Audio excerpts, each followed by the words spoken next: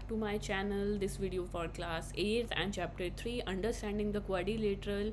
We do in this exercise 3.3 question number 7 तक last video आप देख चुके हो, नहीं देखिए तो प्लीज़ देखो और please like share and subscribe my channel. आज हम करेंगे क्वेश्चन नंबर 8 की बात। क्वेश्चन नंबर 8 में बोला गया ये दोनों फिगर पैरेललोग्राम है, हमें इसका फर्स्ट पार्ट पहले उठाना है। तो हम यहाँ करेंगे कि एक्स एंड वाई फाइंड करने हैं। यहाँ पर हमारी जो फिगर में एंगल्स की बात नहीं गई है, साइड की बात की गई है। तो साइड की प्रॉपर्टी हमारी क्या है? Opposite side of parallelogram are equal.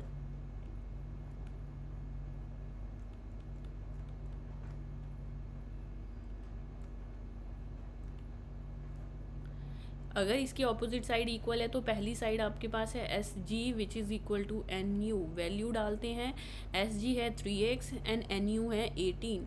तो यहाँ से x क्या आ जाएगा आपका 18/3, 3 1 ज़ा 3, 3 6 ज़ा 18। तो वैल्यू क्या आ गई आपकी यहाँ से x इज़ इक्वल टू 6। पहला आपका अननोन वेरिएबल निकल चुका है। सेकंड की बात अगर हम करें, हम यहीं पर निकाल देते क्योंकि सेम प्रॉपर्टी यूज़ हो रही है आपकी ऑपोजिट साइड वाली। तो यहाँ पर आपके पास जो फिगर है वो है सेम एस जी।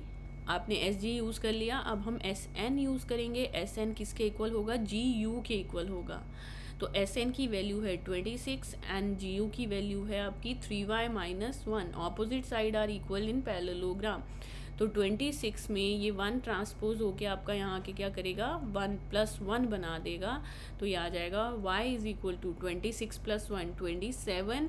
और ये 3 आपका मल्टीप्लाई में है, यहाँ के क्या करेगा? डिवाइड। तो 3 1 ज़ा 3, 3 9 ज़ा 27। तो y की वैल्यू हमारी यहाँ से क्या मिल गई हमें? 9। तो ये आ गया X and Y unknown variable. Second part में चलते हैं। सेकंड पार्ट में अगर आप फिगर देखें तो ये कौन सी चीज़ें दी गई है? हमारी डायगनल दी गई है। और डायगनल में हमने क्या प्रॉपर्टी पढ़ी थी कि the diagonal bisect each other. ठीक है, वो एक दूसरे को बाइसेक्ट कर रहे हैं, मतलब इक्वल पार्ट में कट कर रहे हैं। तो वही प्रॉपर्टी हम यहाँ पर लिखेंगे। Second,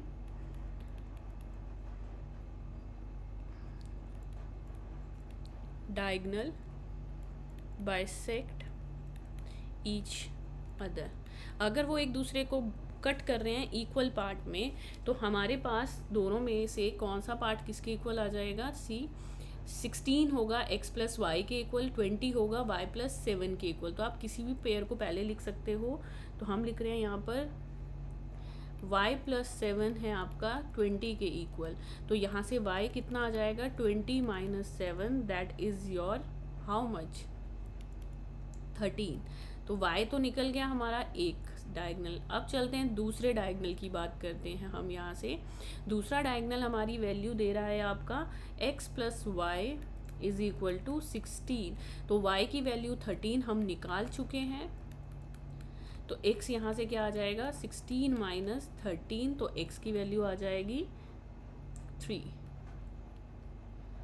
the diagonal bisect each other, मतलब वो दो इक्वल पार्ट में, अगर ये एक लाइन है इसको यहाँ से बाइसेक्ट कर दिया जाए तो ये वाला पार्ट इस पार्ट के इक्वल हो जाएगा ना। That is the meaning of bisecting it.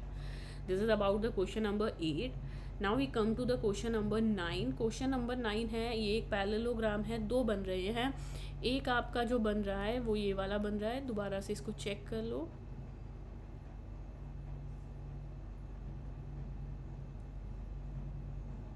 सी, ये वाला ब्लू वाला दिख रहा है आपको, ठीक है, और दूसरा आपको ब्लैक वाला दिख रहा होगा। तो दोनों डिफरेंस दिख जाएंगे अब आपको कलर के अकॉर्डिंग। अब सॉल्व कैसे करना है? हमें x निकालना है। x इस छोटे से ट्राइंगल के अंदर बन रहा है, तो इस x को निकालने के लिए हमें s ये वाला एंगल और e एंगल चाहिए होगा। तो सबसे पहले तो हम यहाँ से निकाल सकते हैं। आप क्या लिखोगे? कौन सा पैरेललोग्राम है आपका? पहले हम क्लू ले रहे हैं। Clue is a parallelogram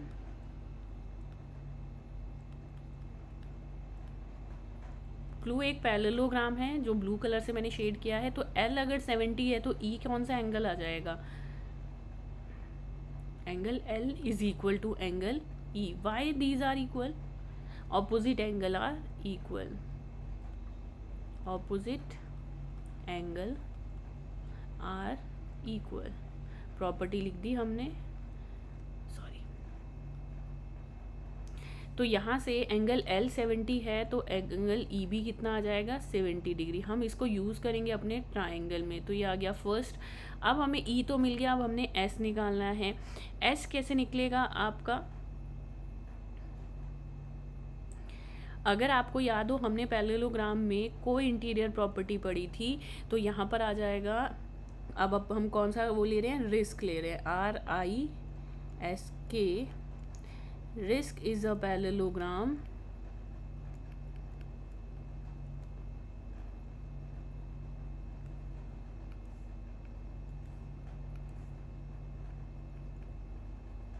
risk अगर एक पैरेललोग्राम है तो इसके ये एंगल का सम, एंगल K का सम एंगल X के इक्वल होगा, और कितना होगा, सप्लीमेंट्री एंगल, जिसको हम कौन सी प्रॉपर्टी बोल रहे थे, को इंटीरियर।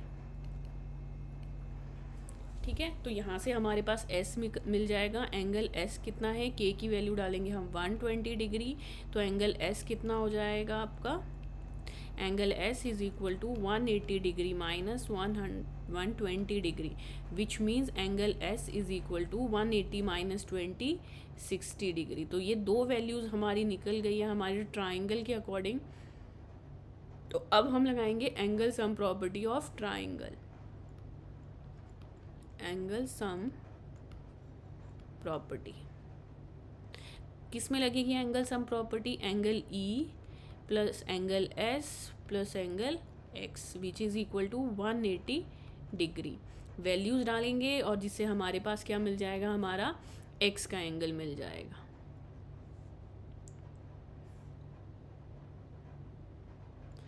तो यहाँ पर हमारी वैल्यू क्या आ जाएगी, एंगल E हमने अभी निकाला, एंगल E की वैल्यू कितनी आ गई आपकी 70, S की वैल्यू आ गई 60, तो एंगल X क्या आ जाएगा आपका, दोनों का सम हम करेंगे तो 70 प्लस 60 130, तो ये माइनस करेगा आपका, ट्रांसपोज करेगा जब, तो 180 माइनस 130 इट मीन्स X कितना आ गया आपका 50 डिग्री। तो इस क्वेश्चन में हमने 3 प्रॉपर्टीज़ लगाई, पहले तो 2 पैरेललोग्राम वाली लगाई, और जो थर्ड हमने X निकालना था वो हमारे ट्राइंगल के अंदर बन रहा था, तो उसको हमने एंगल सम प्रॉपर्टी से कंप्लीट किया। Now we come to the question number 10। Question number 10 क्या हो रहा है कि explain how this figure is trapezium. ठीक है, सिंपल सी बात बोल रहा है कि ये एक ट्रेपेजियम है, आप कैसे बताओगे। ट्रेपेजियम की हमने एक ही प्रॉपर्टी पढ़ी थी, that is lines are parallel. हमें इन दोनों को पैरेलल लाइन प्रूव करना पड़ेगा, या इन दोनों को, ये तो देखने से ही नहीं लग रही है कि नहीं है, तो हम क्या लिखेंगे यहाँ पर, because angle M plus angle L इनका सम कितना आ रहा है, चेक करो, 100 प्लस 80, ये दो एंगल तो दिए थे ना, which is equal to 180 degree. तो अगर इन दोनों का सम 180 डिग्री है तो ये कौन सी प्रॉपर्टी बन जाएगी, को इंटीरियर। और अगर ये को इंटीरियर एंगल बना के 180 दे रहा है तो it means these lines are parallel. तो आप क्या लिखोगे, therefore NM is parallel to KL। को इंटीरियर बना रहा है इसलिए ये पैरेलल लाइंस है, और अगर पैरेलल लाइंस है तो ये क्या शेप हो जाएगी, ट्रेपेजियम। तो आप रीज़न क्या लिखोगे, KLMN इज ट्रेपेजियम। ट्रेपेजियम की सिर्फ हमने एक ही प्रॉपर्टी पढ़ी थी कि अगर आपको ट्रेपेजियम को डिफाइन करना है तो उसमें कोई भी एक पेयर पैरेलल होना चाहिए, वो आप कोई भी कर सकते हो। हमारे पास गिवन एंगल थे, हमने उनको सम किया और वो 180 दे रहे थे, मतलब 180 कब बनते हैं, जो को इंटीरियर एंगल का सम 180 देते हैं, और वो कब देंगे, पैरेलल लाइन से देते हैं। Now the 11th part, find angle C। ये एंगल फाइंड करना है आपको C।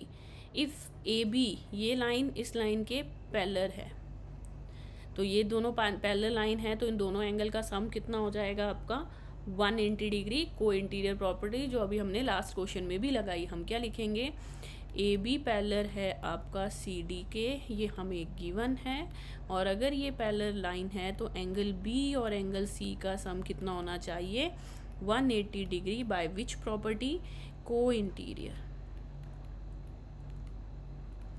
तो एंगल B तो हमें दिया है 120, वहाँ से हम निकाल लेंगे अपना एंगल C। तो एंगल C आ जाएगा आपका 180 degree minus 120, that is your angle C कितना आ गया, 60 डिग्री। तो this is about your question number 11.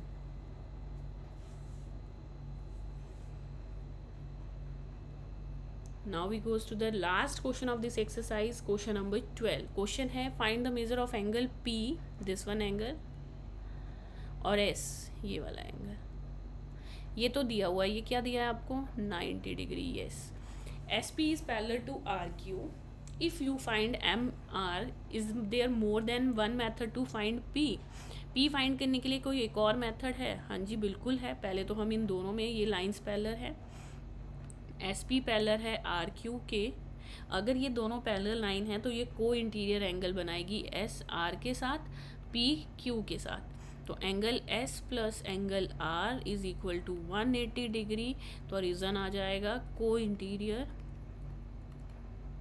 तो यहाँ से S की वैल्यू आ जाएगी angle S plus 90 degree which is equal to 180 degree.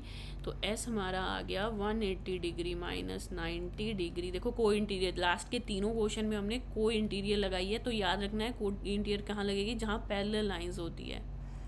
तो S मिल गया 90 डिग्री. तो अगर ये वाले एंगल भी पैरेलल लाइंस पे बन रहे हैं तो angle P plus angle Q भी कितना देगा आपका, 180 डिग्री. तो P की वैल्यू निकालनी है. Q कितना दिया है फिगर में, 130 डिग्री. तो यहाँ से आ जाएगा angle P is equal to 180 degree minus 130 degree. तो एंगल P की वैल्यू आ गई यहाँ से 50 डिग्री. बट यहाँ पर क्वेश्चन यहाँ तक तो हो चुका हमारा, बट क्वेश्चन में एक लाइन बोली गई है, if you find R find कर देते हो आप, is there more than one method to find P find करने के लिए आपके पास कोई और मेथड भी है क्या, चेक करते हैं. यस, आपके पास एक प्रॉपर्टी और है, angle sum property of quadrilateral.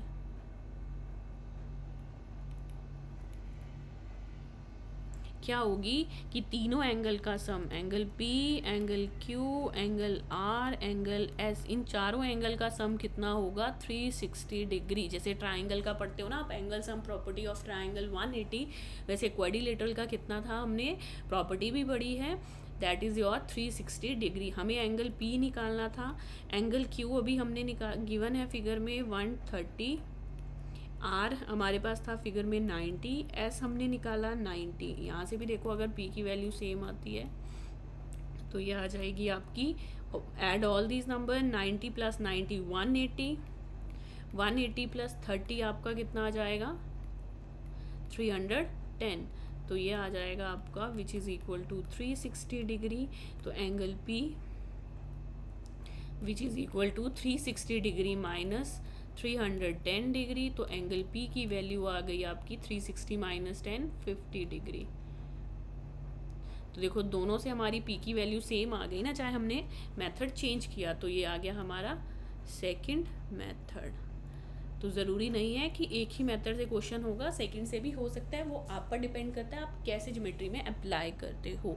तो this is about your exercise 3.3, जो बेसिकली हमने किस पर की, पैरेललोग्राम पर ही की. सारी प्रॉपर्टी हमारी पैरेललोग्राम की यूज़ हो रही थी. अब हम चलेंगे नेक्स्ट वीडियो में नेक्स्ट एक्सरसाइज 3.4 पर. Thank you.